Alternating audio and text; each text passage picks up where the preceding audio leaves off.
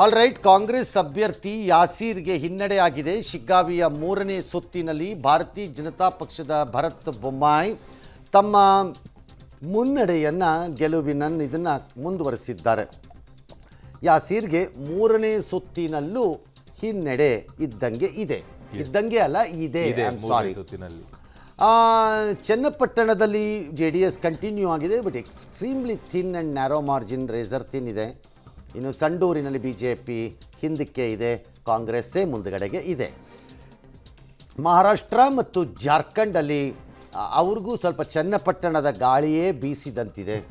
ಹಾಗಾಗಿ ಅವರೂ ಕೂಡ ಆಟದಲ್ಲಿ ಇದ್ದಾರೆ. ಮೇಲೆ ಕೆಳಗೆ ಅನ್ನೋ ಆಟದಲ್ಲಿ ಅವರು ಕೂಡ. ಸಂಡೂರಿನಲ್ಲಿರುವಂಥ margin it's not a big margin ಅಲ್ಲ ಸರ್. ಇದನ್ನು ರಿಕವರ್ ಮಾಡ್ಕೊಳ್ಳೋಕೆ ಮುಂದಿನ ಸುತ್ತುಗಳು ಕೂಡ ಇದೆ. ಡೌಟೇ ಇಲ್ಲ, ಅನುಮಾನನೇ ಇಲ್ಲ, ಇರುತ್ತೆ. ಬಟ್ ಮೊದಲನೇ ಸುತ್ತು ಸರ್, ಮೊದಲಿಂದ ಅಲ್ಲಿರೋದೇನು?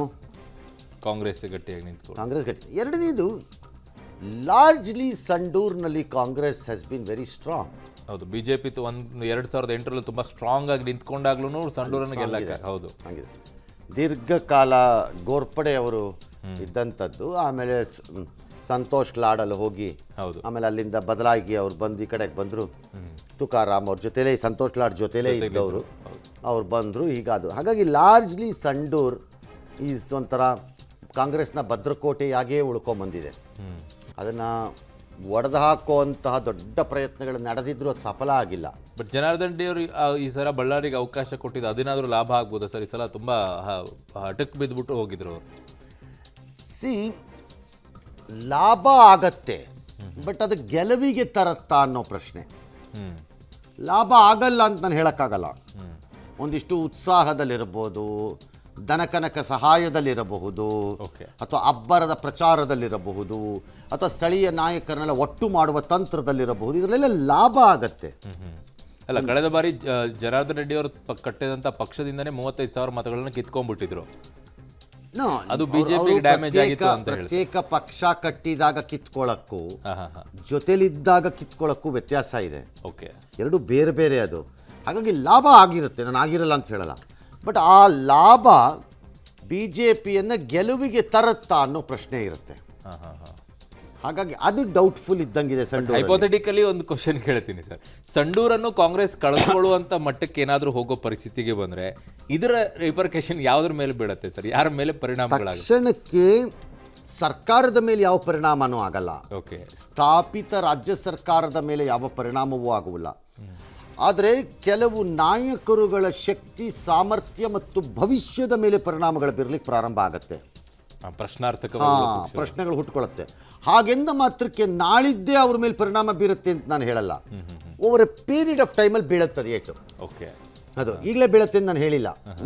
ಇವತ್ತು ಫಲಿತಾಂಶ ಬಂತು, ನಾಳೆ ಅವ್ರ ಮೇಲೆ ಪರಿಣಾಮ ಅಂತ ನಾನು ಹೇಳೋಕ್ಕಾಗಲ್ಲ. ಅದನ್ನ ಹಂಗಾಗಲ್ಲ ಅದು. ಆದರೆ over A period of time ಬರುತ್ತೆ. ಎರಡನೇದು ಭಾಳ ಇಂಪಾರ್ಟೆಂಟ್ ಅಂದರೆ, ಪ್ರತಿಪಕ್ಷಗಳಿಗೆ ಗೊತ್ತಾಗತ್ತೆ ಸಮಥಿಂಗ್ ಈಸ್ ರಾಂಗ್ ಈ ಸರ್ಕಾರದಲ್ಲಿ, ಜನರ ವಿಚಾರದಲ್ಲಿ, ಜನರ ಮಧ್ಯ ಅಂತ. ಹಾಗಾಗಿ they will become more aggressive ಆಗ. ಓಕೆ, ಅವ್ರುಗಳು ಹಾಗಾಗಿ, ಅಥವಾ ಕಾಂಗ್ರೆಸ್ಗೆ ತಿದ್ಕೊಳ್ಳೋಕ್ಕೂ ಜಾಗ ಇರ್ಬೋದಾಗಲ್ಲಿ. ಹಾಗಾಗಿ ಏನೋ ನಾಳೆ ಬೆಳಗ್ಗೆ ಸರ್ಕಾರ ಬಿದ್ದೋಗ್ಬಿಡುತ್ತೆ ಅನ್ನೋ ಲೆಕ್ಕಾಚಾರದ ನಾನು ಹೇಳೋಕ್ಕಾಗಲ್ಲ. ಪರಿಣಾಮ ಬೀರುತ್ತೆ, ಬೀರಲ್ಲ ಅಂತ. ವಿಜಯೇಂದ್ರ ಅವರ ನೇತೃತ್ವದಲ್ಲಿ ನಡೀತಾ ಇರುವಂಥ BJPಗೆ ರಾಜ್ಯಾಧ್ಯಕ್ಷರಾಗಿ ಲೋಕಸಭೆಯಲ್ಲಿ 3-4 ಕ್ಷೇತ್ರಗಳಲ್ಲಿ ಲಿಂಗಾಯತ ಮತಗಳನ್ನು ಹಿಡಿದಿಟ್ಕೊಳ್ಳೋದ್ರಲ್ಲಿ ಸ್ವಲ್ಪ ವಿಫಲರಾದರು ಅಂತ ಹೇಳ್ತಾರೆ ಕೆಲವು ಕ್ಷೇತ್ರಗಳಲ್ಲಿ. ಆದರೆ ಈ ಚುನಾವಣೆಯಿಂದ ಮತ್ತೆ ನನ್ನ ಹಿಡಿತಾ ಇದೆ ಅನ್ನೋದನ್ನ ತೋರಿಸಕ್ಕೆ ಸಾಧ್ಯ. ಪ್ರಾಬ್ಲಮ್ ಇದೆ ಇದರಲ್ಲಿ ಈಗ. ಹಾಂ ಸರ್, ಲೋಕಸಭಾ ಚುನಾವಣೆಯಲ್ಲಿ ಲಿಂಗಾಯತರ ಮತವನ್ನು ಹಿಡಿಯೋದ್ರಲ್ಲಿ BJP ವಿಫಲವಾಯಿತು, ಸ್ವಲ್ಪ ಒಡೆಯಿತು ಅನ್ನೋದೆಲ್ಲ ತಪ್ಪಲ್ಲ, ಅದು ನಿಜ. ಬಟ್ ಲೋಕಸಭಾ ಚುನಾವಣೆಯಲ್ಲಿ 4-5 ಕ್ಷೇತ್ರಗಳಲ್ಲಿ ಅಭ್ಯರ್ಥಿಗಳ ಆಯ್ಕೆಯೂ ರಾಂಗ್ ಇತ್ತು ಅನ್ನೋದನ್ನು ಅವ್ರು ಒಪ್ಕೋಬೇಕು. BJP was extremely wrong in candidates ಅಲ್ಲೇ ರಾಂಗ್ ಇತ್ತು ಅದು. ಓಕೆ, ಅಟ್ಲೀಸ್ಟ್ 3ರಲ್ಲಂತೂ ಇತ್ತು ನನ್ನ ಪ್ರಕಾರ. 3-4ರಲ್ಲಿ NDA ಹೇಳ್ತೀನಿ ನಾನು. ಐ ಡೋಂಟ್ ಸೇ BJP ಅಂತ, NDA ವಿಚಾರದಲ್ಲಿ ಹೇಳ್ತೀನಿ. For example, it may be a Prajwal Revanna in Hassan candidate ಆಯ್ಕೆ. ಹಾಗಾಗಿ ನಿಮಗೆ ಆಯ್ಕೆಗೂ ರಂಗಿತ್ತು. 3ನೇದು ನನಗೆ ಕ್ರಿಟಿಕಲಿ ಕಾಣಿಸ್ತಾ ಇರೋವಂಥದ್ದು ಇಂಪಾರ್ಟೆಂಟು ಕರ್ನಾಟಕದ ವಿಚಾರಕ್ಕೆ ನೀವು ಕೇಳಿದ ಪ್ರಶ್ನೆಗೆ.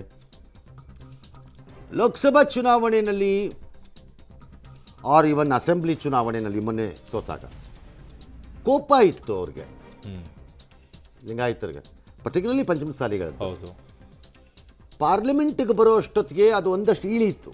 ಹ್ಮ್ ಆ ಪರಿಪ್ರಮಾಣದ್ದಿರಲಿಲ್ಲ ಕಾಣಿಸ್ತಿಲ್ಲ ಅದು. ನಿಮಗೆ, ಆ ಪರಿಪ್ರಮಾಣದ ಕೋಪ ಕಾಣಲಿಲ್ಲ. ಕಾರಣ ರಿಯಲೈಸೇಷನ್ಸ್ ಇರಬಹುದು. ಇದು ಏಕ್ದಮ್ ಆಗಲಿಕ್ಕಿಲ್ಲ ಅನ್ನೋದೊಂದು, ಬಿಕಾಸ್ ಗೌರ್ಮೆಂಟ್ ಆಫ್ ಇಂಡಿಯಾಗೆ ಹೋಗಬೇಕು, ಅಲ್ಲಿ ಕಾನೂನಾತ್ಮಕವಾಗಿ ಲೈಕ್ ಮರಾಠ ರಿಸರ್ವೇಷನಲ್ಲಿ. ಮರಾಠ ರಿಸರ್ವೇಷನನ್ನು ರಾಜ್ಯ ಸರ್ಕಾರ ಕೊಡೋಕ್ಕಾಗತ್ತೆ ಅನ್ನೋದಿದ್ರೆ ಯಾವತ್ತೂ ಕೊಟ್ಬಿಟ್ಟಿರೋರು. ಬಟ್ ಅದು ಅವಕಾಶ ಇಲ್ಲ ಅವ್ರಿಗೆ. ಹಂಗಾಗಲ್ಲ ಅದು ಕೊಡಕ್ಕೆ.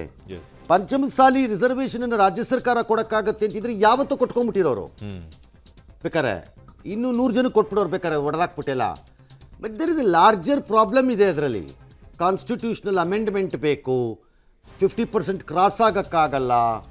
ಮತ್ತು ಒಬ್ಬರಿಗೆ ಒಂದು ಕಡೆ ಕೊಟ್ಟಾಗ ದೇಶವ್ಯಾಪಿ ಆ ಕೂಗುಗಳು ಹೆಂಗೆ ಬರುತ್ತವೆ ಗೊತ್ತಿಲ್ಲ. ಹೀಗೆ ಅದರಲ್ಲಿ ತೀವ್ರ ಕಾಂಪ್ಲಿಕೇಶನ್ ಇದೆ ಅದರಲ್ಲಿ. ಇದು ಮರಾಠಾಗೂ ಅರಿವಾಗಿದೆಯಾ ಗೊತ್ತಿಲ್ಲ. ಪಂಚಮಸಾಲಿನಲ್ಲಿ ಭಾಳ ಜನಕ್ಕೆ ಅರಿವಾಗಿರ್ಬೋದು, ಈಗ ಬಟ್ ಅಲ್ಲಿ ಆಗಿದೆಯೋ ಇಲ್ಲ ನೋಡಿ ಗೊತ್ತಿಲ್ಲ. ಪ್ಲಸ್ ಇಲ್ಲೂ ಅನ್ಸಿರ್ಬೋದು ಲಿಂಗಾಯತರಿಗೀಗ